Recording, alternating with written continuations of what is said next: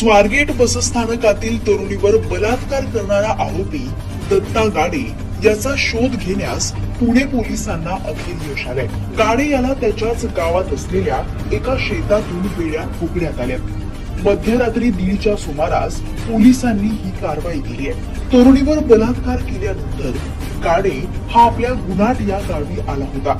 महाशिवरात्री असल्याने तो तिथल्या कीर्तन कार्यक्रमात देखील सहभागी झाला होता. मात्र माध्यमांवर त्याचा फोटो आल्यानंतर तो तिथून फरार झाला. गावकऱ्यांनी त्याला गावात आल्याचं पाहिलं होतं. त्यानुसार पोलिसांची 13 पथक त्याचा शोध घेण्यासाठी तैनात करण्यात आली होती. पुणे पोलिसांची काल दुपारपर्यंत 100 ते 150 जणांची फौज गुन्हाट गावात दाखल झाली होती. श्वान पथक ड्रोनच्या माध्यमातून त्याचा शोध सुरू होता. गावात आणि आजूबाजूच्या परिसरात देखील त्याचा शोध सुरू होता. पोलिसांनी दिवसभर शोधून देखील आरोपी सापडला नाही. परिसरात बिबट्याचा वावर असल्यामुळे पोलिसांसमोर दुहेरी आव्हान होतं. त्यानंतर नाईलाजास्तव अंधार पडल्यानंतर पोलिसांनी शोध मोहीम थांबवली.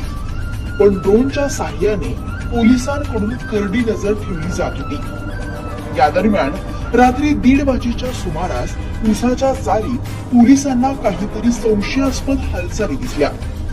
मग मध्यरात्री 1:30च्या सुमारास तो पोलिसांना सापडला. दत्तात्रय गाडे 2 दिवस शिरूर तालुक्यातील गुन्हाट गावातील उसात लपून बसला होता. पोलिसांनी गुन्हाट गावात जवळपास 50 तास सर्च ऑपरेशन राबवलं. रात्री 12च्या सुमारास गावातील नातेवाईकांच्या घरी दत्तात्रय गाडे आला होता. तिथं त्याने प्रचंड भूक लागलीये, काहीतरी खायला द्या असं नातेवाईकांना सांगितलं. यानंतर नातेवाईकांनी त्याला खायला न देता पाण्याची बाटली दिली. त्याच वेळी दत्तात्रय गाडेनं पश्चाताप झालाय, जे काही केलं ते चुकीचं केलंय, पोलिसांना सरेंडर व्हायचंय असं म्हटलं. त्यानंतर तो पाण्याची बाटली घेऊन निघून गेला. यानंतर नातेवाईकांनी पोलिसांना गाडीची माहिती दिली.